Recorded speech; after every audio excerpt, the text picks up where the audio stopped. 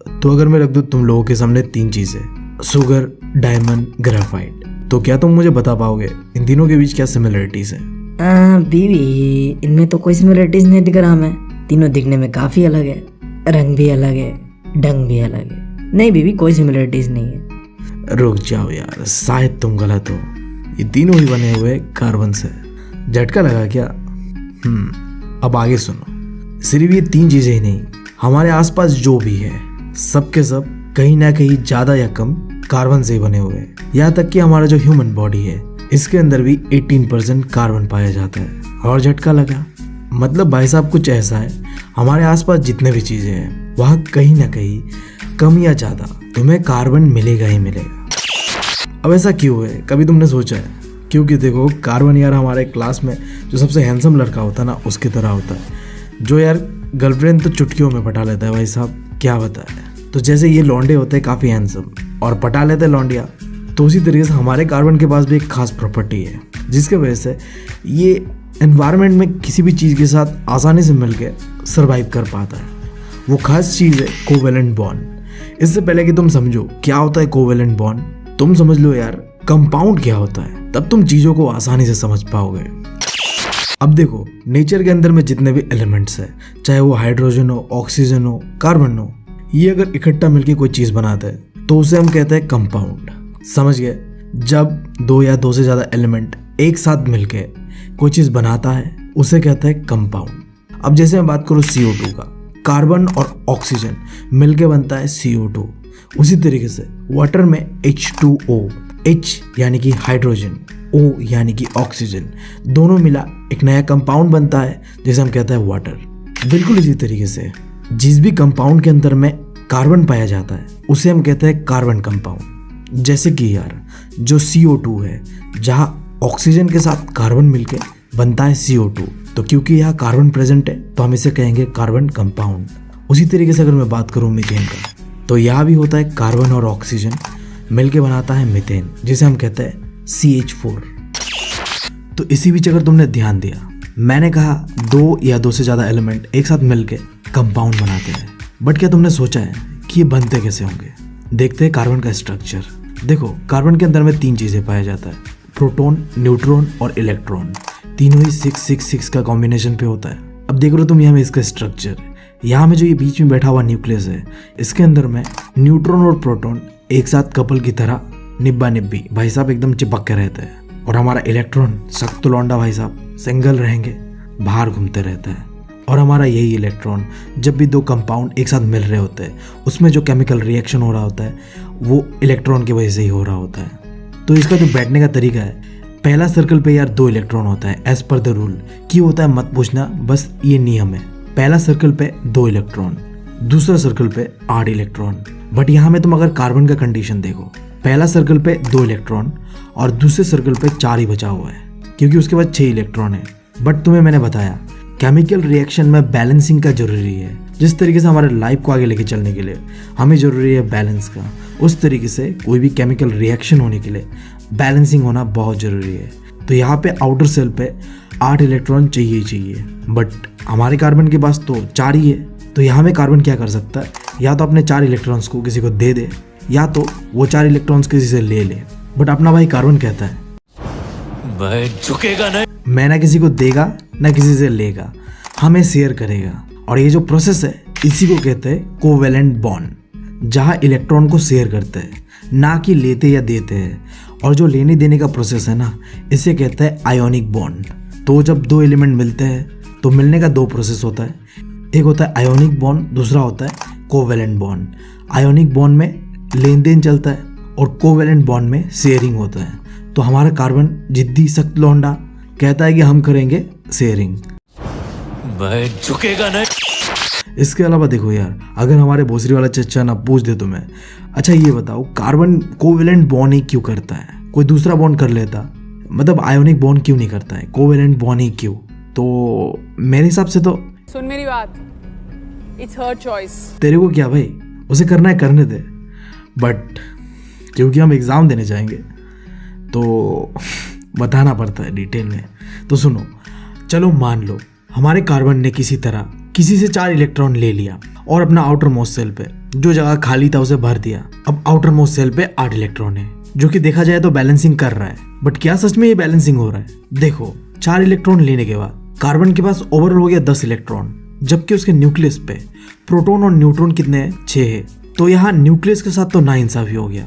अब न्यूक्लियस कैसे 6 प्रोटॉन और न्यूट्रॉन से 10 इलेक्ट्रॉन को संभालेगा? संभाल ही नहीं पाएगा।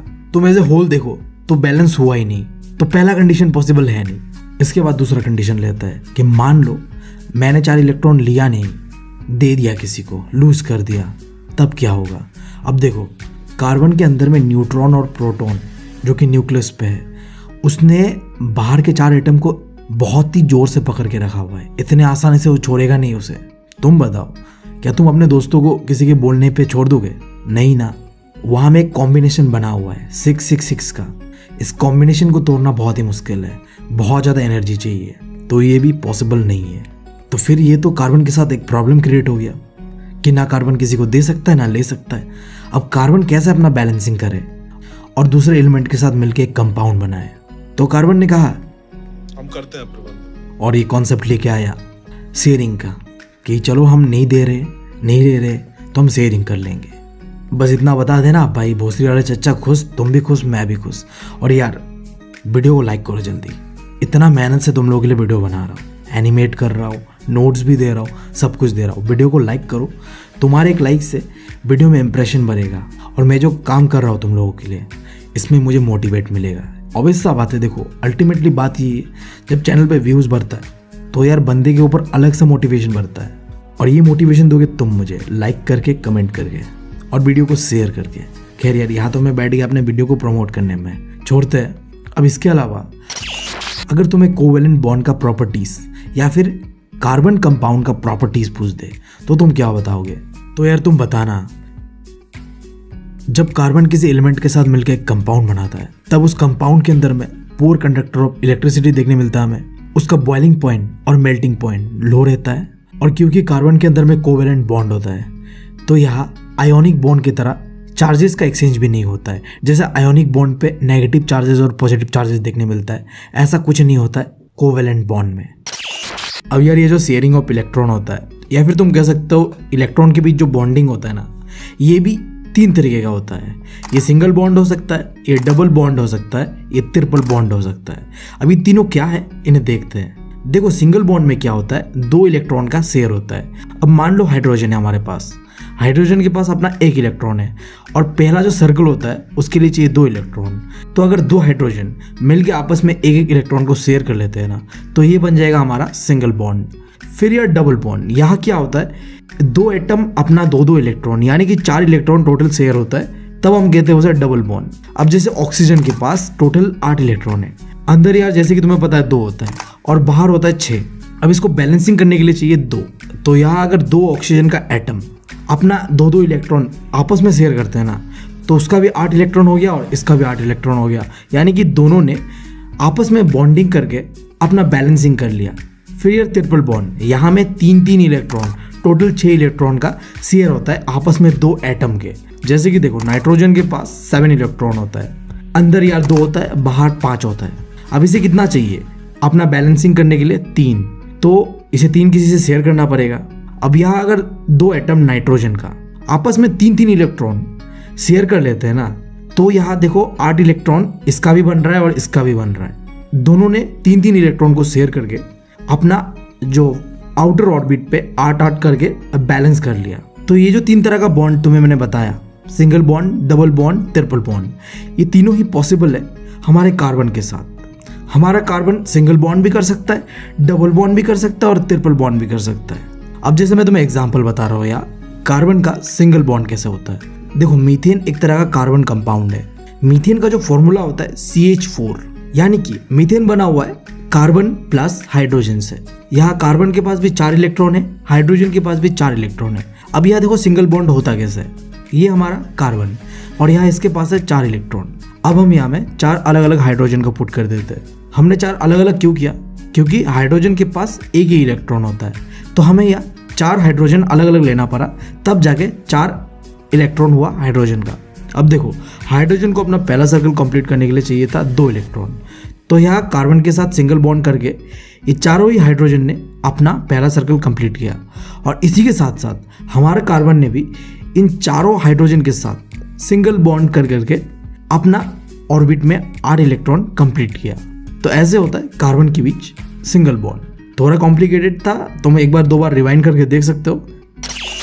अब एक जो सवाल है कि कार्बन इतना यूनिक क्यों है, why is carbon so unique, इतना खास क्या है कार्बन में।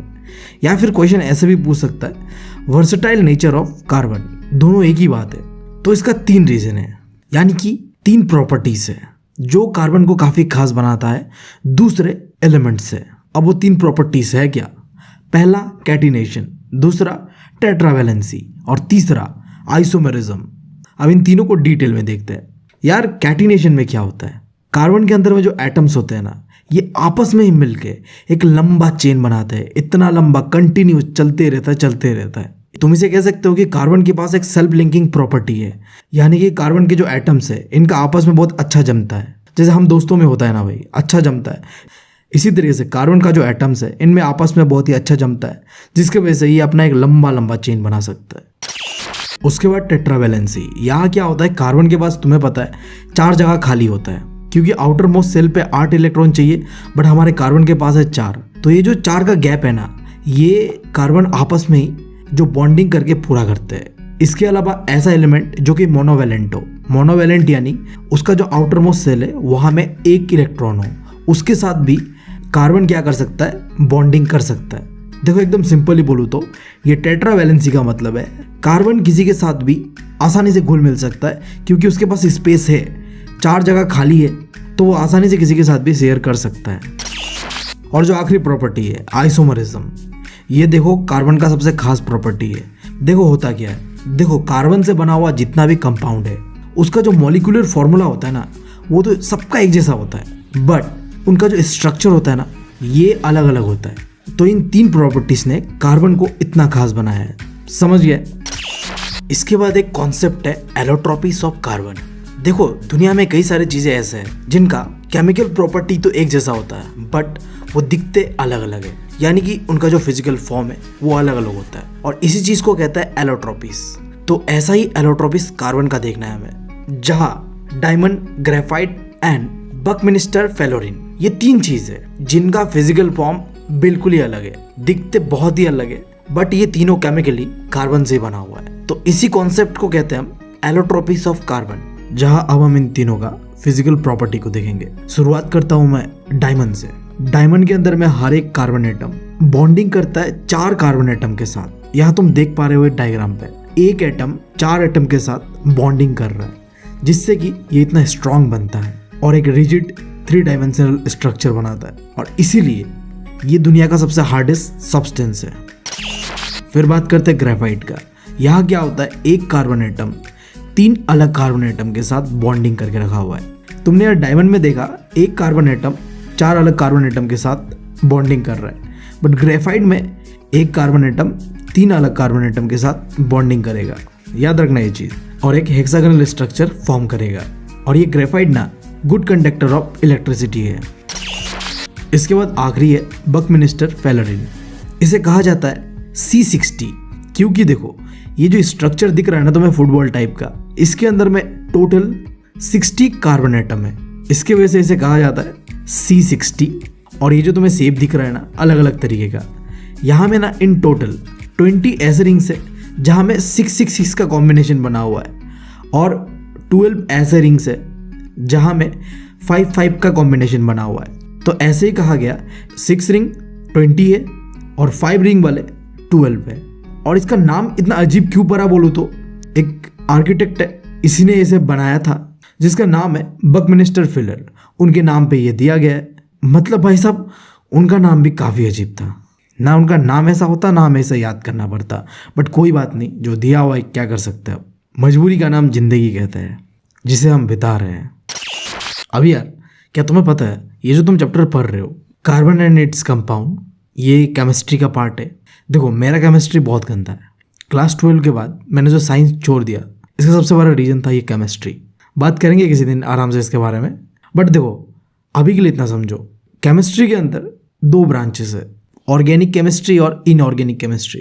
अब देखो, ऑर्गेनिक केमिस्ट्री में हम स्टडी करते हैं कार्बन कंपाउंड का, क्योंकि तुम्हें पता है कार्बन इतना इंपॉर्टेंट है, तो इसके लिए एक अलग ही ब्रांच रख दिया। और इसको छोड़ के जो भी कंपाउंड जिसके अंदर में कार्बन नहीं पाया जाता है उसे हमने कहा इनऑर्गेनिक केमिस्ट्री, यानी कि कार्बन के अलावा जो भी कंपाउंड उसे स्टडी किया जाएगा। और तुम्हारे इस सिलेबस में ऑर्गेनिक केमिस्ट्री के अंदर ही हम पढ़ेंगे हाइड्रोकार्बन को।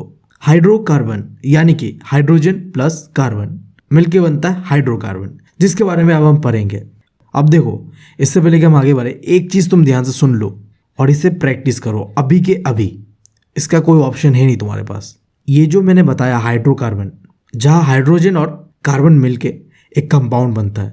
अब इस कंपाउंड में अगर एक हाइड्रोजन पाया जाता है तो उस कंपाउंड का स्टार्टिंग में लगेगा मिथ, और अगर पाया जाता है 2 कार्बन तो उसे कहेंगे इथ, और अगर पाया जाता है 3 कार्बन तब हम उसे कहेंगे प्रोप, और अगर पाया जाता है 4 कार्बन तब उसे कहेंगे ब्यूट, और अगर पाया जाता है 5 कार्बन तब हम उसे कहेंगे पेंट।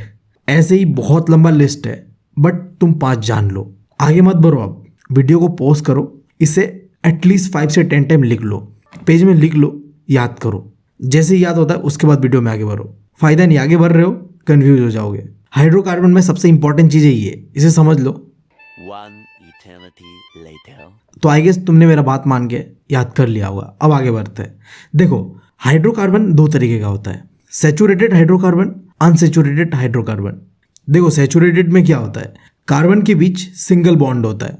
देखो, हाइड्रोजन के साथ बात नहीं चल रहा है यहाँ, सिर्फ और सिर्फ 2 या 2 से ज़्यादा जो कार्बन होगा उसके बीच सिंगल बॉन्ड। और सैचुरेटेड हाइड्रोकार्बन को कहते हैं हम एल्केन्स। देखो, यहाँ में ANES दिख रहा है तुम्हें लास्ट में, एल्केन्स के। अब इसी से आगे बनेगा एक होमोलोगस सीरीज। 2 मिनट बस रुक जाओ, तुम याद रखना एल्केन का जो लास्ट में ANES, इसे ध्यान दो। इसे हम आगे जो कार्बन में पढ़ा था ना, मिथ, इथ, प्रोप, ब्यूट, पेंट, इनके साथ जोड़ के होमोलोगस सीरीज बनाएंगे। बट अभी के लिए जो चीज़ मैं लिखा रहा हूँ वो लिख लो। फिर इसका जनरल फॉर्मूला CnH2n+2। इस फॉर्मूले के यूज से तुम पूरा होमोलोगस सीरीज बनाओगे। और हाइड्रोजन का यहाँ लिमिटेड सीन रहेगा, जो है वही रहेगा, कार्बन के ऊपर ध्यान दो। और इसका जो एग्जाम्पल है इथेन, इसका जो केमिकल फॉर्मूला है C2H6।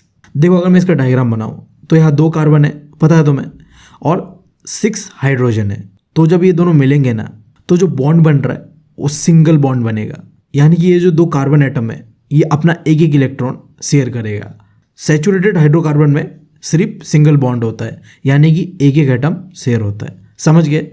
अब अनसैचुरेटेड का बात करते हैं। अब अनसैचुरेटेड 2 तरीके का होता है। एक होता है जहाँ कार्बन एटम के बीच डबल बॉन्ड हो रहा होता है, और इसे हम कहते हैं एल्कीन्स। देखो, वहाँ में A लगा था, यहाँ में E लग रहा है, ENES, एल्कीन्स। समझ गए? और इसका जो जनरल फॉर्मूला होता है CnH2n, याद रख लो, बाद में काम आएगा। और जब एग्जाम्पल का बात कर रहे हैं, वही मीथीन, देख रहे हो, मिथ लगा हुआ है, ENE लग गया। इसका जो केमिकल फॉर्मूला है वो है C2H4, यानी कि यहाँ 2 कार्बन के एटम है और 4 हाइड्रोजन के एटम। अब जब यहाँ बॉन्डिंग हो रहा होगा तो यहाँ ये दोनों कार्बन एटम अपना 2-2 इलेक्ट्रॉन आपस में बांट लेंगे, जिससे कि यहाँ डबल बॉन्ड होगा। फिर जो अनसैचुरेटेड हाइड्रोकार्बन के अंदर में दूसरा चीज़ है जहाँ ट्रिपल बॉन्ड होता है कार्बन एटम के बीच, इन्हें हम कहते हैं एल्केन्स। यहाँ देखो YNE, ठीक है, पहले लगा था A, फिर लगा था E, अब लग रहा है Y। तो इस तरीके से ये आएगा, और इसका जो जनरल फॉर्मूला है वो होगा CnH2n-2। और इसका एग्जाम्पल इथेन, जिसका केमिकल फॉर्मूला है C2H2, यानी कि यहाँ में भी 2 कार्बन होगा और 2 हाइड्रोजन होगा। तो यहाँ में क्या होगा, जो हमारा कार्बन है ये अपना 3-3 इलेक्ट्रॉन को शेयर करेगा अपना आप को बैलेंसिंग करने के लिए, जिससे कि ट्रिपल बॉन्ड होगा कार्बन एटम के बीच। यहाँ तक क्लियर है? अब इन तीनों से हमने क्या सीखा? इन तीनों से हमारे पास आया एक होमोलोगस सीरीज, जहाँ में 3 टेबल्स बनेगा।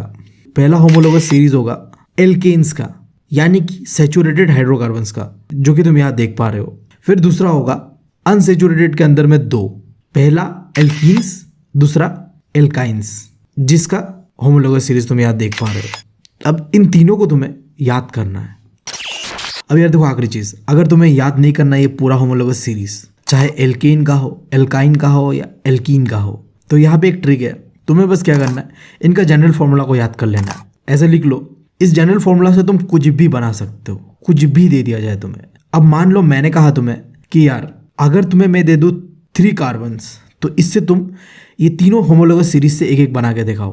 तो देखो फॉर्मूला पुट करेंगे आसानी से आ जाएगा। देखो यहाँ में जहाँ NN है, यहाँ पे हम 3 पुट कर देंगे। जैसे पहले हम बात करते हैं एल्केन का, यहाँ हम CN के जगह में 3 पुट कर देंगे, और H2 के बाद यहाँ जो N है ना, यहाँ में हम इंटू करेंगे इसे, ठीक है, प्लस मत करना, गलती हो जाएगा, इंटू करना है। C2 इंटू 3 प्लस 2, आंसर कितना आया मेरा C3H8। अब इसे मिलाओ, होमोलोगस सीरीज से मिलाओ, मिल रहा है ना, ये क्या है, ये है तुम्हारा प्रोपेन। देखो तुमने खुद बनाया ये। इसी तरीके से तुम डबल बॉन्ड वाले एल्कीन का कर लो। CN के जगह में हम 3 पुट करेंगे, और H2 के बाद N के जगह में हम 3 पुट करेंगे और 2 के साथ इंटू कर देंगे। तो कितना हो गया हमारा ये 2 × 3 6। तो हमारा जो फाइनल है वो आएगा C3H6। देख लो मिल गया ना। अब देखो यहाँ में बस डायग्राम जब तुम बनाओगे, फॉर्मूला से तुम इक्वेशन भी पुट कर लोगे, डायग्राम भी बना लोगे, क्योंकि यहाँ डबल बॉन्ड है। तो तुम जब भी बनाओगे डायग्राम, तो कार्बन और कार्बन के बीच डबल बॉन्ड करना, यानी कि 2 कार्बन 2 इलेक्ट्रॉन को शेयर करेगा, और बाकी जितने भी इलेक्ट्रॉन है उसे हाइड्रोजन के साथ निपटा देना। इसी तरीके से जो आखिरी है एल्काइन, यहाँ में भी तुम वही सेम चीज़ कर सकते हो। बहुत आसान है यार, थोड़ा प्रैक्टिस करो, आराम से तुम्हारा हो जाएगा। बस तुम्हें फॉर्मूला देखना है, और एक चीज़ याद रखना है कि हमें जो हाइड्रोजन के साथ प्लस नहीं करना है, इंटू करना है, बस इतना आसान है। और जब तुम इसका डायग्राम बनाओगे तब याद रखना बस एल्केन में सिंगल बॉन्ड होगा, एल्कीन में डबल बॉन्ड, और एल्काइन में ट्रिपल बॉन्ड, बस। अब जो इस चैप्टर का आखिरी टॉपिक है, चेन, ब्रांच एंड रिंग्स। देखो इसे मैं नहीं समझा रहा, बहुत आसान है। देखो हमने आइसोमरिज्म पढ़ा था ना, क्या था वहाँ में, मॉलिक्यूलर फॉर्मूला सेम होगा बट स्ट्रक्चर डिफरेंट होगा। तो यहाँ में देखो मीथेन ले लो, प्रोपेन ले लो, ब्यूटेन ले लो। यहाँ में देखो हमने लिया है मान लो ब्यूटेन, तो ब्यूटेन को ना नॉर्मली हम कुछ इस तरीके से लिख सकते हैं। ये ब्यूटेन का स्टैंडर्ड या फिर नॉर्मल स्ट्रक्चर है, बट इसे तुम ब्रांच के फॉर्म में, रिंग के फॉर्म में, चेन के फॉर्म में किसी तरीके से भी लिख सकते हो। बस तुम जो लिखोगे इसे चेन के फॉर्म में या ब्रांच के फॉर्म में और रिंग के फॉर्म में, इसे हम कहेंगे आइसोमर स्ट्रक्चर। एक होगा नॉर्मल स्ट्रक्चर, एक होगा आइसोमर स्ट्रक्चर, बस इतना डिफरेंस है।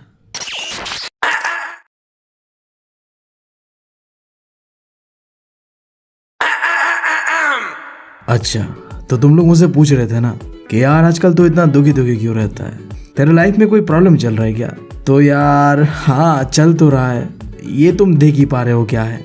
मतलब भाई साहब, ना ये जीने देता है, ना ये मरने देता है, न सोने देता है, न जागने देता है। कभी कभी तो ऐसा लगता है कि यार ये सच में पीरियोडिक टेबल ही है या फिर मेरा एक्स है।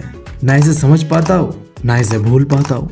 अब तो यार जिंदगी का एक ही मकसद रह गया है कि बस किसने बनाया है टेबल, उसे ढूंढूं और दर्जन भर गालियाँ बस उसे दे ही दूँ। बस जब इस सफ़र में मैं चला तब मुझे समझ आया कि मेरे ज़िंदगी को बर्बाद करने में किसी एक इंसान का हाथ नहीं है, कई लोगों ने मिल के ज़िंदगी को झंड बना के रखा हुआ है भाई। इनमें सबसे पहला नाम आता है डॉबरेनियर साहब का। समय था 1829। इन्होंने पहली बार जितने भी एलिमेंट्स थे इन्हें एक टेबल में रिप्रेजेंट किया। इनमें दूसरा नाम आता है न्यूलैंड साहब का। इन्होंने 1864 को अपना एक टेबल बनाया और एक लॉ बनाता है, न्यूलैंड्स लॉ ऑफ ऑक्टेव्स। फिर आता है मेंडलीफ साहब इन 1869 को, और ये देते हैं मेंडलीफ्स पीरियोडिक टेबल। और कहा जाता है ना, आज का जो मॉडर्न पीरियोडिक टेबल है ना, इसका जो बेसिक आइडिया था ना, ये इनके द्वारा ही दिया गया था। हम आगे देखेंगे, काफ़ी मतलब विजनरी आदमी थे। इन्होंने यार पूरा फ्यूचर ही प्रेडिक्ट कर दिया था पीरियोडिक टेबल का। तुम कह सकते हो शायद उस समय के बाबा ही थे। और आखिरी है मॉडर्न पीरियोडिक टेबल। ये जो आज तुम देख रहे हो ना, ये है मॉडर्न पीरियोडिक टेबल, जिसे यार बनाता है हेनरी मोज़ेली ने इन 1913 को। और यार सही बोलो तो इस चैप्टर में हमें इन चारों का टेबल को बहुत ही डिटेल में देखना है। इससे पहले कि हम इनके टेबल्स को समझे, एक सवाल उठता है यार, हमें क्यों एक पीरियोडिक टेबल चाहिए? क्या इसके बिना हम नहीं चल सकते थे? तो देखो, इसका जवाब कुछ ऐसा है। इस समय हमारे पास 118 एलिमेंट्स है, और अगर हम इकट्ठा सबको समझने बैठ जाए तो यार कुछ हो या ना हो, हम पागल जरूर हो जाएंगे। अरे मुझे चक्कर आने लग गया अब। अरे वो लड़की चले गई। तो हमने एलिमेंट्स को आसानी से समझने के लिए कुछ इस तरीके से ग्रुप्स में बांटा है, जहाँ जितने भी एक तरीके का एलिमेंट्स होगा जिनका केमिकल और फिजिकल प्रॉपर्टी सिमिलर होगा, उन्हें हम एक तरीके के ग्रुप में रखेंगे। अब इससे हुआ क्या, इतने सारे जो एलिमेंट्स हैं ना वो कुछ ग्रुप में सिमट गए। अब हम बस इन ग्रुप्स को स्टडी करके ही कौन सा एलिमेंट किस प्रॉपर्टी का है पता कर सकते थे। तो यार बस इसी रीज़न के लिए हमने जितने भी एलिमेंट्स थे उन्हें क्लासीफाई किया। That's it. अब बढ़ते हैं जो पहली बार किसी इंसान ने जितने एलिमेंट्स थे उन्हें इकट्ठा लाके एक टेबल में प्रेजेंट किया। कौन था वो? डॉबरेनियर। अब आज के समय पे हमारे पास है 118 एलिमेंट्स, बट जब डॉबरेनियर पहली बार एलिमेंट्स को क्लासीफाई कर रहा था तब उसके पास थे बस 30 एलिमेंट्स। अब उसने सोचा इन एलिमेंट्स को ग्रुप में क्लासीफाई करता हूँ सिमिलर प्रॉपर्टी के बेसिस पे। तो जब वो ऐसा कर रहा था उसने क्या किया, जितने भी एलिमेंट्स है उनका एटॉमिक मास को देखते हुए उन्हें इंक्रीजिंग ऑर्डर पे रखना शुरू किया और 3-3 एलिमेंट्स का ग्रुप बनाया जिनका केमिकल प्रॉपर्टीज सिमिलर होगा।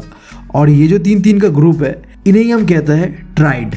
समझ गए? 3 एलिमेंट्स का ग्रुप को कहने लगे हम ट्राइड। तो जब उसने ऐसा किया ना तो उसने एक चीज़ देखा कि अगर मैं ऐसा कुछ करता हूँ ना, 3-3 एलिमेंट्स का एक ट्राइड बनाता हूँ, तो ये जो मिडिल एलिमेंट है ना इसका जितना भी एटॉमिक मास है ये एवरेज है बाकी बचे हुए 2 एलिमेंट के एटॉमिक मास से। देखो तुम्हें समझ नहीं आया होगा, टेबल के साथ समझते हैं।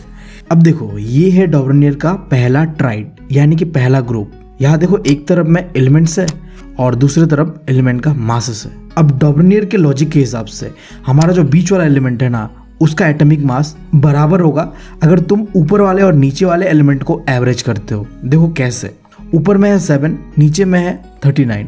तो अगर मैं इन दोनों को प्लस करके 2 से डिवाइड कर दूं, यानी कि मैंने क्या किया, इन दोनों का एवरेज निकाला, तो वो एवरेज ना 23 होगा। और अगर तुम ध्यान से देखो तो बीच वाला एलिमेंट का भी एग्जैक्ट वैल्यू 23 है। इससे हमें एक चीज़ समझ आ गया कि अगर तुम एवरेज निकालते हो पहले और आखिरी एलिमेंट का तो वो बिल्कुल इक्वल होगा बीच वाले एलिमेंट के। ठीक है, तो यही था डॉबरेनियर ट्राइड। अब देखो जब तुम कभी मिडिल एलिमेंट का एवरेज निकालोगे ना तो ऐसा हो सकता है कि ये एग्जैक्ट फिगर ना दिखाए, कुछ 0 पॉइंट का डिफरेंस आएगा और कभी कभी तो ये डिफरेंस काफ़ी बढ़ जाता है। और इसी ने जन्म दिया लिमिटेशंस का डॉबरेनियर्स ट्राइड के अंदर। देखो होता गया है, पहला चीज़ तो देखो यार, उस समय हमारे पास था 30 एलिमेंट, बट डॉबरेनियर बस 3 ट्राइड्स के बारे में ही बता पाया था, यानी कि 3 ग्रुप्स के बारे में ही बता पाया था और बाकी के एलिमेंट्स का कोई एक्सप्लेनेशन था नहीं उसके पास। और फिर दूसरा, उसने जो कहा था कि मिडिल एलिमेंट जो होगा ये बाकी 2 एलिमेंट के एवरेज होगा, ये उसका लॉ था, बट ये लॉ फेल करता है बाकी सारे एलिमेंट्स पे। बस जो पहला 3 है वही पे ये एप्लीकेबल है, बाकी सब में ये एप्लीकेबल नहीं था। अब इन सारे लिमिटेशंस को दूर करने के लिए आता है न्यूलैंड साहब। अब देखो इनके समय पे 56 एलिमेंट का डिस्कवरी हो चुका था, तो इन्होंने क्या किया, जितने भी 56 एलिमेंट थे उन्हें उनके एटॉमिक मास के हिसाब से इंक्रीजिंग ऑर्डर पे रख दिया। अब ऐसा करते हुए उन्होंने पाया कि पहला एलिमेंट और 8वां एलिमेंट का प्रॉपर्टी ना सिमिलर है। यानी कि मैं कहना चाह रहा हूँ, जब हमने एलिमेंट को उनके मासेस के हिसाब से इंक्रीजिंग ऑर्डर पे रखा ना तो पहला एलिमेंट और 8वां एलिमेंट बिल्कुल ही सेम था। समझ रहे हो? और इसी को उन्होंने कहा लॉ ऑफ ऑक्टेव्स। देखो इसे समझाने के लिए उन्होंने इस्तेमाल किया था सारे गामा, कुछ होता है ऐसा। बट यार देखो म्यूजिक से ना अपना दूर दूर तक का पाला पड़ता नहीं है। तो जब मैं क्लास 10th पे था तो मुझे तो बिल्कुल ये समझ आया नहीं था, तो मैं नहीं चाहता कि तुम्हारे साथ भी ऐसा हो, तो म्यूज़िक वाले सीन को दूर रखते हैं। देखो मुझे संडे बहुत पसंद है, तो मैं संडे वनडे से ही शुरुआत करता हूँ। देखो संडे है, उसके बाद मंडे ट्यूसडे, ऐसे करते करते 7वां दिन होता है ना, उसके बाद जो 8वां दिन होता है वो कौन सा होगा बताओ? फिर संडे ही तो होगा। संडे है, फिर 7 दिन के बाद जो 8वां दिन होगा वो दोबारा संडे होगा। ऐसा रिपीट होते रहेगा। समझ गए? और ये सिर्फ संडे के साथ नहीं है, तुम मंडे ले लो, मंडे है पहला दिन, अब इसके बाद जो 8वां दिन होगा ना वो फिर से मंडे ही होगा। सिमिलरली ट्यूसडे है पहला दिन, अब जब 8वां दिन होगा ना वो भी ट्यूसडे होगा। तो इसे तुम क्या समझे कि पहला एलिमेंट और 8वां एलिमेंट दोनों सेम होता है। यही चीज़ को तुम न्यूलैंड्स का टेबल पे भी देख सकते हो। ये जो पहला लाइन है यहाँ में पहला एलिमेंट और 8वां एलिमेंट दोनों सेम होगा। यानी कि ये जितने भी है ना ये सिमिलर है, फिर ये जितने भी है ये भी सिमिलर है, और फिर ये जितने भी है ये भी सिमिलर केमिकल प्रॉपर्टीज रखते हैं। समझ गए? अब देखो इनका जो लॉ ऑफ ऑक्टेव्स था ना, इनके साथ भी प्रॉब्लम था। ये जो बता रहे थे कि 8वां एलिमेंट रिपीट करता है, ये चीज़ ना हमें बस कैल्शियम तक ही देखने मिलता है। कैल्शियम के बाद में जो है इनका लॉ ऑफ ऑक्टेव एप्लीकेबल नहीं होता है, पहला चीज़। और दूसरा यार देखो न्यूलैंड साहब ना कुछ ज़्यादा ही ओवर कॉन्फिडेंट हो गए थे, और जो जोश में इन्होंने कह दिया कि देखो भाई ऐसा है, जितने एलिमेंट इस समय है 56 इतने ही रहेगा इन फ्यूचर, कोई नया एलिमेंट का डिस्कवरी होगा नहीं आगे, जो कि तुम्हें पता है गलत हो जाता है। और आखिरी चीज़, उन्होंने अपना ऑक्टिव लॉ को जस्टिफाई करने के लिए जो डिसिमिलर एलिमेंट्स थे ना उन्हें भी सिमिलर एलिमेंट्स के साथ ठूस दिया। मान लो कोई एलिमेंट है जिसका एटॉमिक मास अलग है, बट फिर भी क्योंकि उन्हें प्रूव करना था कि पहला एलिमेंट और 8वां एलिमेंट का प्रॉपर्टी सिमिलर होगा, उन्होंने उसे ठूस दिया, जबकि यार वो बहुत ही अलग थे। तो यही है इनका लिमिटेशंस। अब इसके बाद एंट्री होता है मेंडलीव साहब का। भाई साहब क्या ही आदमी था ये, गजब भाई। आते ही बस उन्होंने एक चीज़ कहा, ये का बवासीर बना दिए हो, साला हाथ झंझना जाता है, मारते हैं कसाई मोहल्ला जाता है कलकत्ता, चूतिया समझो। अब यार तुम लोग तो यार रहने दो, तुम लोग से ना हो पाएगा। तुम लोग यार जाके ड्रीम 11 में टीम बनाओ। मैं एक ऐसा पीरियोडिक टेबल बना के दूंगा ना, ऐसा दूंगा। ये सब क्या देखना पड़ रहा है? अच्छा है मैं अंधा हूँ। मतलब भाई साहब परफेक्शन का दूसरा नाम होगा ये टेबल। देखो यार उनके समय पे 63 एलिमेंट्स का डिस्कवरी हो चुका था। अब यार देखो हमारे मेंडलीव साहब को 3 पत्ती खेलने का बहुत शौक था, तो उन्होंने क्या किया, ये जो 63 एलिमेंट्स थे ना इन्हें 63 कार्ड्स पे लिखा, इनका प्रॉपर्टीज, ठीक है, और लिखने के बाद वॉल पे चिपका दिया। देख रहे हो भाई साहब, ये होता है डेडिकेशन। और जब वो वॉल पे चिपका रहे थे एलिमेंट्स को, तो उन्होंने एक चीज़ का ध्यान रखा, एलिमेंट्स को जब मैं चिपकाऊंगा ना तो उन्हें एटॉमिक मास के हिसाब से इंक्रीजिंग ऑर्डर पे चिपकाऊंगा, छोटा वाला पहले बड़ा वाला बाद में। समझ रहे हो? इसे कहते हैं इंक्रीजिंग ऑर्डर पे चिपकाना। अब यार तुम सोच रहे होगे ये सब चीज़ें करके भाई साहब साबित क्या करना चाहते थे? तो यार देखो वो जानना चाहते थे कि एलिमेंट का एटॉमिक मास और फिजिकल और केमिकल प्रॉपर्टी के बीच कैसा रिलेशनशिप होता है। अब सुनने में ये एक्सपेरिमेंट काफ़ी पागलपंती से भरा हुआ लग रहा है, बट बी ऑनेस्ट इससे उन्हें काफ़ी कुछ पता चला। उन्होंने एक पैटर्न को ऑब्जर्व किया। देखो यार एलिमेंट्स क्या कर रहे थे, एक समय के बाद ना फिर से रिपीट कर रहे थे सिमिलर प्रॉपर्टीज़ को। हमने यार पढ़ा था ना लॉ ऑफ ऑक्टेव्स पे कि पहला एलिमेंट का प्रॉपर्टी जो है रिपीट करेगा फिर 8वां एलिमेंट पे। देखो यहाँ मेंडलीव्स को बचना था ये कहने से कि पहला एलिमेंट का प्रॉपर्टी ना एग्जैक्टली 8वां एलिमेंट पे रिपीट करेगा। तो देखो उन्होंने बहुत ही स्मार्टली कहा, देखो मुझे पता नहीं कि एग्जैक्टली एलिमेंट्स कितने देर बाद रिपीट करेंगे, बट मैं तुम्हें इतना बता सकता हूँ कि वो रिपीट करेंगे। ये यार 10 के बाद भी कर सकता है, 8 के बाद भी कर सकता है, 9 के बाद भी कर सकता है, आई डोंट नो, बट एक फिक्स इंटरवल के बाद एलिमेंट्स का प्रॉपर्टी रिपीट होता है। और इस चीज़ को अंग्रेजी में बहुत ही डिफिकल्ट तरीके से तुम्हें बताया गया, periodic recurrence of element with similar physical and chemical properties. इसका सिंपल सा मतलब ये है कि एक फिक्स इंटरवल ऑफ टाइम के बाद, आई डोंट नो कितने देर के बाद, बट एक फिक्स इंटरवल, वो कितना भी लंबा हो सकता है, बट चीज़ें रिपीट करेगा। अब इन सारी चीज़ों को देखने के बाद, ऑब्जर्व करने के बाद उन्होंने अपना एक लॉ बनाया जिसका नाम रखा पीरियोडिक लॉ, जो बिल्कुल है कुछ इस तरीके से कि properties of a element are periodic function of their atomic mass. देखो यार इस चीज़ को पढ़ने के बाद तुम्हारा मुंह बस इतना बड़ा हो गया होगा। हाँ भाई साहब ये क्या है, कौन सा अंग्रेजी झाड़ दिया भाई, एक वर्ड समझ नहीं आया। देखो यार तुम लोग के लिए मैं इसे बहुत ही सिंप्लीफाई कर देता हूँ। पहला वर्ड कहा इन्होंने प्रॉपर्टीज ऑफ एलिमेंट, यानी कि एक एलिमेंट के अंदर में जो फिजिकल और केमिकल प्रॉपर्टीज होता है ना वो क्या होगा, पीरियोडिक फंक्शन होगा, यानी कि वो एक रेगुलर इंटरवल के बाद रिपीट करेगा। समझ रहे हो? और फिर एटॉमिक मास, ये क्या बताना चाह रहा है कि देखो एलिमेंट्स का प्रॉपर्टी तब रिपीट करेगा जब तुम एलिमेंट्स को उनके एटॉमिक मास के हिसाब से इंक्रीजिंग ऑर्डर पे रखोगे। समझ गए? That's it. एकदम सिंप्लीफाई तरीके से बताओ तो ये लोग कहना चाह रहा है कि अगर तुम एलिमेंट्स को उनके एटॉमिक मास के हिसाब से इंक्रीजिंग ऑर्डर पे रखोगे ना तो उनका फिजिकल और केमिकल प्रॉपर्टीज कुछ देर बाद, आई डोंट नो कितने बाद, बट एक फिक्स इंटरवल के बाद रिपीट करेगा। That's it. अब यार देखो इतने सारी चीज़ें देखने के बाद तुम तो समझ ही गए होगे कि मेंडलीव्स कितना महान था। अब इसका देखो मॉरल ऑफ द लेसन क्या है कि देखो पागलपंती लाइफ में ज़रूरी है। उन्होंने जो भी किया थोड़ा बहुत पागलपंती जैसा ही था, भाई साहब कौन ऐसा करता है वॉल के अंदर में, मतलब आप जितने भी एलिमेंट्स हैं उनका प्रॉपर्टीज को लिख के चिपका दे रहे हो। कितना गंदा आदमी हूं मैं यार। बट इसी पागलपंती के कारण उन्होंने एक ऐसा टेबल दिया जिसके अंदर में तुम गलतियां निकाल ही नहीं पाओगे। अब तुम्हें लग रहा होगा कि मैं इनका ज़्यादा ही तारीफ कर रहा हूँ, तो 1 मिनट रुक जाओ, तुम इनका अचीवमेंट को सुनो यार, तुम्हारा फटके 4 हो जाएगा। इस बंदे ने जो अपना पीरियोडिक टेबल बनाया ना, इसके अंदर में काफ़ी खाली जगह छोड़ दिया था, ब्लैंक स्पेसेस। पता है क्यों? क्योंकि यार इन्हें पता था जो गलती न्यूलैंड्स ने किया है कि उसके हिसाब से 56 एलिमेंट है और यही रहेंगे। बट ये चीज़ मेंडलिप्स को पता था, क्योंकि उसके समय पे 63 तो हो ही चुके थे और आगे और भी हो सकता था।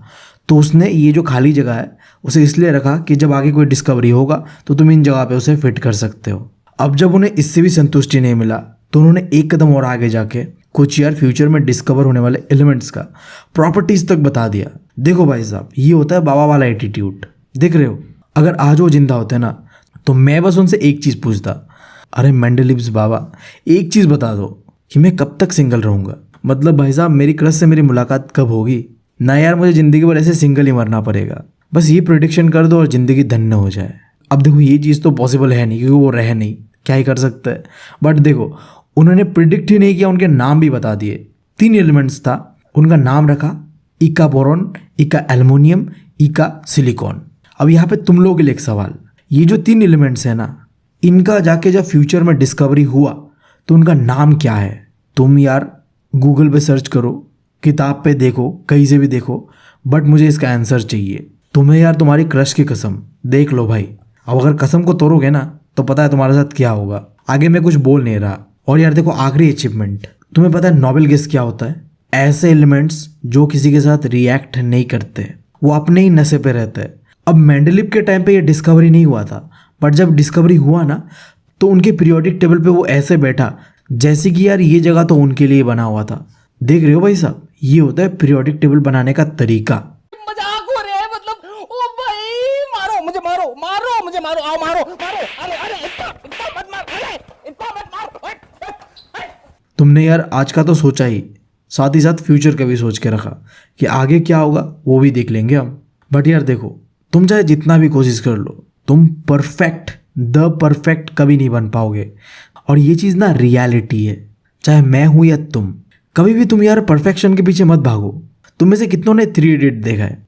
अगर नहीं देखा है ना तो मेरा तुम लोगों से हैवी रिक्वेस्ट रहेगा, जाके एक बार देखो और देख के आके कमेंट्स में मुझे बताओ कि तुम्हें क्या समझ आया। खैर यार देखो, जैसे कि मैंने बताया कि इनका टेबल भी एग्जैक्ट परफेक्ट तो नहीं था, कुछ गलतियाँ थे। अब देख लेते हो क्या क्या गलतियाँ थे।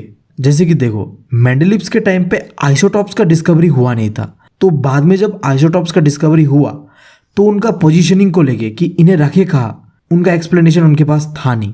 अब करे क्या बेचारा, उनके समय पे आइसोटॉप्स का डिस्कवरी तो हुआ ही नहीं था। दूसरा चीज़, हाइड्रोजन का जो पोजीशन है ना, इसको लेके भी कोई एक्सप्लेनेशन दिया नहीं था कि इसे हम यहाँ तो रखे, क्यों रखे। क्योंकि देखो हाइड्रोजन काफ़ी खास तरीके का एलिमेंट है, इसके अंदर में डबल कैरेक्टरिस्टिक्स है।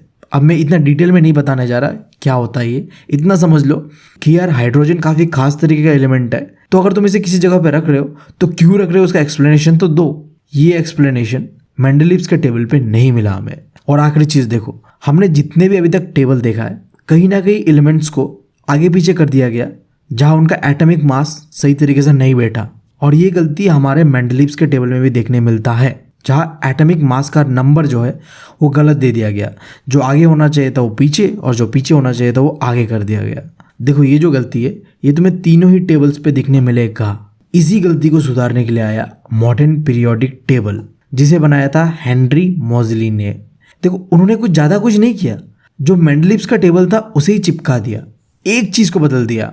देखो उनका थ्योरी क्या था, properties of a element are periodic function of atomic मास।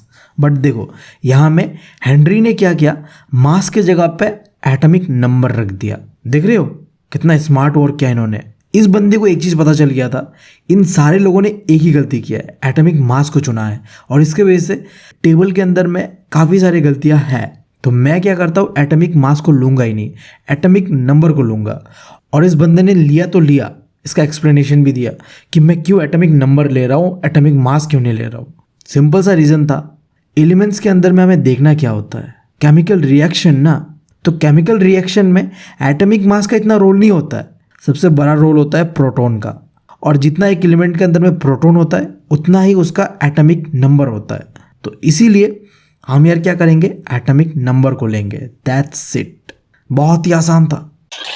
अब यार देखो, इतना समझने के बाद अब एक सवाल लेते हैं जो सीबीएसई वाला चच्चा हमसे पूछ सकते कि यार पूछते ही है। तो थोड़ा यार ध्यान से देखना। यहाँ सवाल ये है कि क्या मॉडर्न पीरियोडिक टेबल मेंडलीव्स के टेबल का जो भी लिमिटेशंस था उसे ख़त्म कर पाया या नहीं। देखो 3 लिमिटेशंस था मेंडलीव्स के पीरियोडिक टेबल में, और इन तीनों को ही मॉडर्न पीरियोडिक टेबल सॉल्व कर देता है। देखो कैसे, देखो क्योंकि मॉडर्न पीरियोडिक टेबल था एटॉमिक नंबर के बेसिस पे, ना कि एटॉमिक मास के हिसाब से, ठीक है। तो मेंडलीव्स के टेबल पे जो प्रॉब्लम होता था ना चीज़ों को बैठाने में, वो मॉडर्न पीरियोडिक टेबल पे नहीं होता है। दूसरा चीज़, मेंडलीव्स के टेबल पे आइसोटॉप्स के बारे में कुछ बताया नहीं गया था, जबकि मॉडर्न पीरियोडिक टेबल पे पूरी तरीके से एक्सप्लेनेशन दिया गया। देखो एक्सप्लेनेशन कुछ इस तरीके से था कि जितने भी आइसोटॉप्स होता है ना किसी सेम एलिमेंट का, उनमें एक चीज़ देखने मिलता है, उनका एटॉमिक मास डिफरेंस हो सकता है बट एटॉमिक नंबर सेम ही होता है। तो हम ना क्या करेंगे, उन्हें जो एलिमेंट का आइसोटॉप्स है उनके साथ ही रखेंगे। देख रहे हो कितना अच्छा एक्सप्लेनेशन है। और तीसरा और आखिरी चीज़, हाइड्रोजन का जो पोजीशन है उसको लेके एक्सप्लेनेशन मॉडर्न पीरियोडिक टेबल पे दिया गया है। That's it. अब इसके बाद देखो, ये है तुम्हारे सामने मॉडर्न पीरियोडिक टेबल। ये वो टेबल है जिससे हम सबका फटता है। रातों का नींद और दिन का चैन दोनों ही भाई खोया हुआ है।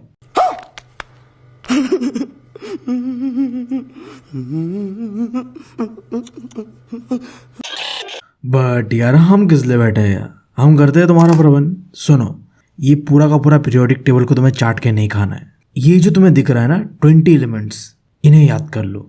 ये जो 20 एलिमेंट्स है, इनका अगर तुम्हें नॉलेज होगा तो तुम कोई भी क्वेश्चंस को आराम से कर सकते हो। भाई साहब लिख लो ये बात।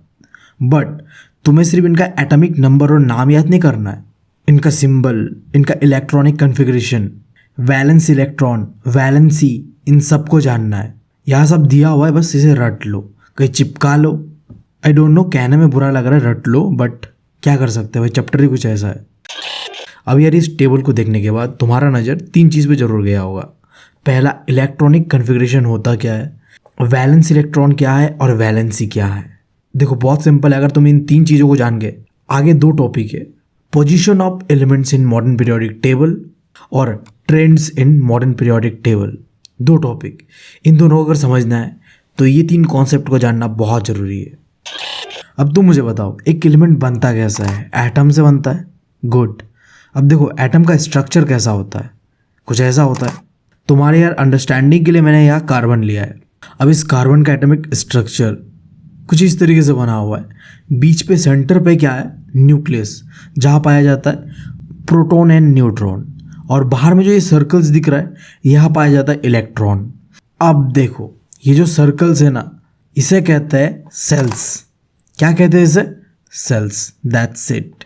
अब अगर तुम ध्यान से देखो, यहाँ में 2 सेल्स बना हुआ है, अंदर में 2 इलेक्ट्रॉन्स है और बाहर में कितने? 4। अब जब तुम इसे लिखना होगा 2,4, ये क्या है? Electronic configuration. देखो इलेक्ट्रॉन घूम रहा होता है सेल्स के अंदर, और जो ये सेल्स में जो इलेक्ट्रॉन घूम रहा है, इसी इलेक्ट्रॉन को जब तुम रिप्रेजेंट करते हो, तुम क्या कहते हो उसे? Electronic configuration. ठीक है। तो अब सवाल उठता है वैलेंसी क्या होता है? ये जो इलेक्ट्रॉन्स घूम रहे हैं ना सेल्स के अंदर में, यहाँ में क्या होना चाहिए? देखो हर एक इलेक्ट्रॉन को अपने सेल्स के अंदर में बैलेंस मेंटेन करना होता है, यानी कि बराबरी रखना होता है। जैसे कि पहले सेल के अंदर में 2 इलेक्ट्रॉन होके बैलेंस होता है, उसी तरीके से जो दूसरा सर्कल है, या फिर तुम कह लो दूसरा सेल या तीसरा सेल, वहाँ में 8 इलेक्ट्रॉन होना चाहिए। जैसे हमारी ज़िंदगी में होता है ना बैलेंसिंग बहुत ज़रूरी, इन एटम्स को भी अपना बैलेंसिंग करना चाहिए होता है। तो मैंने जैसे बताया कि दूसरा हो या तीसरा हो, वहाँ 8 चाहिए। और ये जो बैलेंसिंग का प्रोसेस है ना, इसी को कहते हैं वैलेंसी। देख रहे हो नाम भी थोड़ा सेम आ रहा है, वैलेंसी, बैलेंस। ठीक है। जैसे कि देखो यार, हमारा जो कार्बन है, इसका पहला सर्कल पे 2 इलेक्ट्रॉन्स है, जो कि उसे उतना ही चाहिए होता है, तो ये परफेक्टली बैलेंस है। बट दूसरा सर्कल पे 4 इलेक्ट्रॉन्स है, ये बैलेंस नहीं है, बट इसे बैलेंसिंग करना है, तो इसे कितना चाहिए? और इसे चाहिए और 4 इलेक्ट्रॉन्स। ये 4 इलेक्ट्रॉन्स ये किसी से लेगा या फिर देगा, तब जाके यहाँ पे बैलेंस बनेगा, और इसी चीज़ को कहता है बैलेंसी। ठीक है, अब तुम्हारे अंदर में ये चुल मच रहा होगा, अच्छा यार ये तो ठीक है, बट ये वैलेंस इलेक्ट्रॉन क्या है? देखो, ये जो कार्बन के आउटर ऑर्बिट पे यानी कि जो सेकंड सेल है, इसके अंदर में 4 इलेक्ट्रॉन जो बैठा हुआ है ना, बेला ऐसे ही घूम रहा है, यही है बैलेंस इलेक्ट्रॉन, मतलब बचा हुआ इलेक्ट्रॉन। इसका तुम क्या करोगे तुम्हारे ऊपर है। ठीक है, अब आई गेस तुम लोगों का कॉन्सेप्ट क्लियर है। अगर कोई भी कन्फ्यूजन है तो थोड़ा रिवाइंड करके देख सकते हो। अब हम बढ़ते हैं topic position of elements in modern periodic table पे। देखना कितना आसानी होगा अब समझने के लिए। बट इससे पहले मैं तुम लोगों से एक रिक्वेस्ट करना चाहूँगा कि यार वीडियो को लाइक करो, कमेंट करो और चैनल को सब्सक्राइब करो। तुम लोगों के लिए यार इतना मेहनत कर रहा हूँ, लिटरली एनिमेट करने में चीज़ों को बहुत मेहनत लग रहा है, और मैं अकेला हूँ, समय भी कितना लग रहा है तुम देख रहे हो। मैं जानबूझ के वीडियोस को इतना लेट नहीं बना रहा, बनाने में समय इतना लग रहा है। देखो, मैंने एक ख्वाब देखा है कि इंडिया के एजुकेशन सिस्टम को पूरी तरीके से चेंज कर देंगे, और इस चीज़ के लिए मुझे बस 2 या 3 अच्छे एनिमेटर्स चाहिए, और तुम लोगों में ऐसे समझा पाओ जैसे किसी ने सोची नहीं होगी भाई। बट क्या करें, ये चीज़ें करने के लिए पैसे की ज़रूरत होती है, जो कि अपने पास अब है नहीं। तो तुम्हें पैसे से कंट्रीब्यूट नहीं करना है मुझे, बस चैनल को सपोर्ट करो, जितना हो सके लोगों से शेयर करो। बाकी यार देखो, यूट्यूब से तो मुझे कोई उम्मीद है नहीं, बस तुम लोग के सहारे हो। अब तुम लोग ही जानो, खैर छोड़ते हैं। अब position of elements in modern periodic table, इसके अंदर में 2 चीज़ समझना है, ग्रुप्स और पीरियड क्या होता है। मॉडर्न पीरियोडिक टेबल में जितने भी एलिमेंट्स थे ना, उन्हें हमने 18 ग्रुप्स में बांट दिया। और यार पता नहीं तुम्हें याद है कि नहीं है, बट मेंडलीव्स ने कहा था कि चीज़ें एक समय के बाद रिपीट करेगा, और इसी चीज़ को उन्होंने पीरियड्स का नाम दिया। तो मॉडर्न पीरियोडिक टेबल के अंदर भी तुम्हें मिल जाएगा 7 पीरियड्स। अब देखो, एक सवाल आता है, ये ग्रुप्स और ये पीरियड्स क्यों बनाया गया है? क्या इससे हम कुछ पता कर सकते हैं क्या? हाँ, देखो ध्यान से सुनो। तुम ग्रुप से पता कर सकते हो कि एलिमेंट के अंदर में वैलेंस इलेक्ट्रॉन कितना है, और पीरियड से पता कर सकते हो कि एलिमेंट के अंदर में सेल्स यानी कि कितना सर्कल्स होता है। दैट्स इट, और यही हमें पता करना है। जैसे कि देखो यार, इस पीरियोडिक टेबल के अंदर में तुम कोई भी एलिमेंट ले लो किसी भी ग्रुप का, उस पूरे ग्रुप के अंदर में वैलेंस इलेक्ट्रॉन एक जैसा ही होगा। एग्जाम्पल के लिए बता रहा हूं मैं तुम्हें, लिथियम। अब यार देखो, तुम्हें मैंने लिथियम का टेबल दिया हुआ है, वहां देखो एक बार। हाँ, ये रहा, क्या दिया हुआ है इसमें, वैलेंस इलेक्ट्रॉन कितना है, 1। अब ये जो पूरा ग्रुप है ना, जहां लिथियम पाया जा रहा है, ये पूरे ग्रुप में जितने भी एलिमेंट्स है, उन सारे एलिमेंट्स का वैलेंस इलेक्ट्रॉन कितना होगा, 1 होगा। देख रहे हो, एक चीज को समझ के पूरा ग्रुप को समझ लिया हमने। अब इसी तरीके से पीरियड्स को समझते हैं। देखो, सिमिलर केस लेते हैं लिथियम का। लिथियम के अंदर में ना 2 सर्कल होता है, यानी कि 2 सेल्स होता है। अब ये है लिथियम का पोजीशन। अब यहां से लेके ये जो पूरा पीरियड है, लिथियम से लेके नियॉन तक, इस पूरे पीरियड में 2 ही सेल्स होगा। अब इससे तुम्हें क्या समझ आया? बहुत आसान है यार। एक ग्रुप के अंदर में सारे के सारे एलिमेंट का वैलेंस इलेक्ट्रॉन सेम होगा। बिल्कुल इसी तरीके से पीरियड्स के अंदर में कोई भी पीरियड ले लो, उसके अंदर में कोई एक एलिमेंट ले लो, उस एलिमेंट का जितना सेल्स होगा, उस पीरियड के सारे एलिमेंट्स में भी सेम ही सेल्स होगा। That's it. अब यार देखो, आखिरी पॉइंट, ये जो पॉइंट है ना भाई, मेरा मानना है कि ये पूरे एनसीईआरटी के अंदर में सबसे इंपॉर्टेंट पॉइंट है। मैंने चैप्टर के अंदर में जैसे लिखा हुआ था वैसे ही यहाँ डाल दिया। क्या कहना चाह रहा है ये पॉइंट? देखो, तुम कोई भी एलिमेंट का पोजीशन को समझ के क्या करना चाह रहे हो, तुम जानना चाह रहे हो कि उस एलिमेंट का केमिकल रिएक्टिविटी कैसा है। और ये तुम कैसे जान पाओगे? जब तुम जानोगे कि इस एलिमेंट के अंदर में वैलेंस इलेक्ट्रॉन कितना है, तब तुम आसानी से बता सकते हो कि एलिमेंट किस तरीके का बॉन्ड करेगा और कितना बॉन्ड करेगा, और तुम फिर बॉन्ड्स के हिसाब से पता कर सकते हो कि एक एलिमेंट कितना रिएक्टिव होगा। That's it.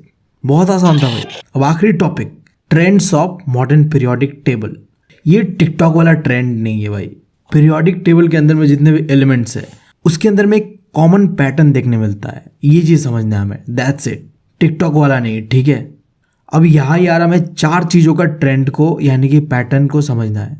पहला यार, वैलेंस इलेक्ट्रॉन का पैटर्न इस टेबल के अंदर में कैसा है, फिर वैलेंसी, फिर एटम का साइज, और आखिरी है एलिमेंट्स के अंदर में मेटल और नॉन मेटल का कैरेक्टरिस्टिक्स का पैटर्न कैसा है, वो देखना है।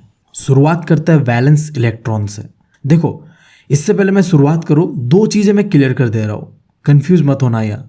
जब मैं बात कर रहा हूँ कि लेफ्ट टू राइट जब हम मूव करेंगे तो कैसा पैटर्न रहेगा, तब उसका मतलब है मैं बात कर रहा हूँ पीरियड्स का। समझ गए? Left to right equals to period, ठीक है। और जब मैं बात करूँगा टॉप टू बॉटम का, यानी कि मैं बात कर रहा हूँ ग्रुप्स में एलिमेंट का बिहेवियर कैसा रहेगा, दैट्स इट, ठीक है। तो देखो वैलेंस इलेक्ट्रॉन का सीन कुछ ऐसा है, अगर तुम लेफ्ट टू राइट जाओगे तो वैलेंस इलेक्ट्रॉन इंक्रीज होता रहेगा, और वहीं पे अगर तुम टॉप टू बॉटम जाओगे तो वैलेंस इलेक्ट्रॉन जैसा है वैसे रहेगा, कोई चेंजेस तुम्हें नहीं देखने मिलेगा, दैट्स इट। उसके बाद वैलेंसी का बात करते हैं। तो वैलेंसी में भी सीन कुछ ऐसा है, अगर तुम लेफ्ट टू राइट जाओगे तो वैलेंसी इंक्रीज होगा पहले 1 से लेके 4 तक, फिर ये डिक्रीज करने लगेगा। अब देखो अगर ये चीज़ तुम्हें समझ नहीं आया तो यार चलते हैं पुराने चार्ट पे। देखो यहाँ दिख रहा है तुम्हें वैलेंसी, देखो क्या है यहाँ में, पहले 1 से लेके 4 तक इंक्रीज हुआ वैलेंसी, फिर क्या हो रहा है यहाँ पे डिक्रीज हो रहा है, देख रहे हो? यही पैटर्न पूरे पीरियोडिक टेबल के अंदर में देखने मिलता है, दैट्स इट, जब तुम जाओगे लेफ्ट टू राइट। बट अगर तुम टॉप टू बॉटम जाते हो तो तुम्हें यहाँ कोई चेंज नहीं दिखने मिलेगा। तो यह एक चीज़ तो क्लियर है, चाहे बात करूँ मैं वैलेंस इलेक्ट्रॉन का या वैलेंसी का, टॉप टू बॉटम कोई चेंजेस नहीं दिखता है, दैट्स इट। फिर हम बात करते हैं एटम का साइज़ को लेके कि एलिमेंट्स के अंदर में जब हम मूवमेंट करेंगे तो एटम का साइज़ बढ़ेगा या कमेगा, क्या होगा? तो देखो अगर तुम लेफ्ट टू राइट मूव करोगे तो एटम का जो साइज़ है वो डिक्रीज होगा। क्यों डिक्रीज होगा? क्योंकि यार देखो एटम के अंदर में जो न्यूक्लियर चार्ज होता है ना वो बढ़ने लगेगा, न्यूक्लियर चार्ज यानी प्रोटॉन, ठीक है। जैसे जैसे तुम लेफ्ट टू राइट जाओगे तुम्हारा एटॉमिक नंबर बढ़ेगा, और जैसे ही एटॉमिक नंबर बढ़ेगा यानी कि प्रोटॉन बढ़ेगा, और प्रोटॉन बढ़ेगा तो न्यूक्लियस चार्ज बढ़ेगा। तो इसका वजह से जब तुम लेफ्ट टू राइट जाओगे तो एटम का साइज छोटा हो जाएगा, दैट्स इट। और अगर मान लो तुम गए टॉप टू बॉटम तो क्या होगा तुम्हारे साथ, तुम्हारा एटम का साइज बढ़ने लगेगा, क्योंकि देखो यहाँ पे क्या हो रहा है, नंबर ऑफ सेल्स बढ़ रहा है, पहले 1 होगा फिर 2 होगा फिर 3 होगा, ऐसे बढ़ते रहेगा। तो इसके वजह से जब तुम टॉप टू बॉटम जाओगे तो तुम्हारा साइज जो है एटम का बढ़ेगा। और आखिर बात करते हैं मेटल और नॉन मेटल का। देखो इस पीरियोडिक टेबल के अंदर में जितने भी एलिमेंट्स तुम्हें लेफ्ट पे दिखेगा ये सारे के सारे मेटल्स है, और जो भी तुम्हें राइट साइड पे दिख रहा है वो सारे के सारे नॉन मेटल्स है। इसके अलावा तुम्हें यहाँ एक जिगजैग सा लाइन दिख रहा है, ये देखो यहाँ, हाँ ये क्या कर रहा है बताओ तो? इसके अंदर में जितने भी एलिमेंट्स है ये ना ही मेटल है ना ही नॉन मेटल है, यानी कि यार ये दोनों का कॉम्बिनेशन है, और ये लाइन सेपरेट कर रहा है मेटल को नॉन मेटल से। और ये जो एलिमेंट्स है इन्हें तुम कह सकते हो कि ये है सेमी मेटल या फिर मेटलॉइड, ठीक है, जिसका सिंपल सा मतलब ये है कि इन सारे एलिमेंट्स के अंदर में मेटल और नॉन मेटल दोनों का ही कैरेक्टरिस्टिक्स देखने मिलेगा, दैट्स इट। अभी यार हम पैटर्न को देखते हैं। पहले बात करते हैं मेटल्स का। तो अगर तुम लेफ्ट टू राइट जाओगे तो मेटल का कैरेक्टरिस्टिक्स कमेगा, क्योंकि मैंने क्या बताया राइट के तरफ नॉन मेटल ज़्यादा है। तो अगर तुम लेफ्ट से राइट जाओगे तो यहाँ पे मेटल का कैरेक्टरिस्टिक्स घटेगा। और अगर मान लो तुम गए टॉप टू बॉटम की ओर तब यार तुम देखोगे कि मेटल का कैरेक्टरिस्टिक्स बढ़ेगा। फिर हम बात करते हैं नॉन मेटल का, एकदम उल्टा होगा इसका, पता है तुम्हें। लेफ्ट टू राइट जाओगे नॉन मेटल का कैरेक्टरिस्टिक्स बढ़ेगा। क्यों बढ़ेगा? क्योंकि वहाँ तो नॉन मेटल से है ना, तो बढ़ेगा, ऑब्वियस सा बात है। बट अगर तुम टॉप टू बॉटम की ओर जाओ तो यहाँ नॉन मेटल का कैरेक्टरिस्टिक्स घटेगा। क्यों? क्योंकि यहाँ सारे के सारे बैठे हुए मेटल्स, दैट्स इट। तो यार इसी के साथ साथ हमारा ये चैप्टर होता है ख़त्म। जितने भी टॉपिक्स आई गेस मैंने कंप्लीट कर दिया हो। अगर कोई टॉपिक छूट गया तो तुम लोग मुझे बता सकते हो, अगर समय होता है तो मैं उनके ऊपर सेपरेट वीडियो ला दूंगा। बाकी यार मैं चाहता हूँ तुम लोग लाइक करो, कमेंट करो और चैनल को सपोर्ट करो, because your support matters a lot, literally. बाकी यार जाते जाते तुमसे इतना ही कहना है, thank you, love you all.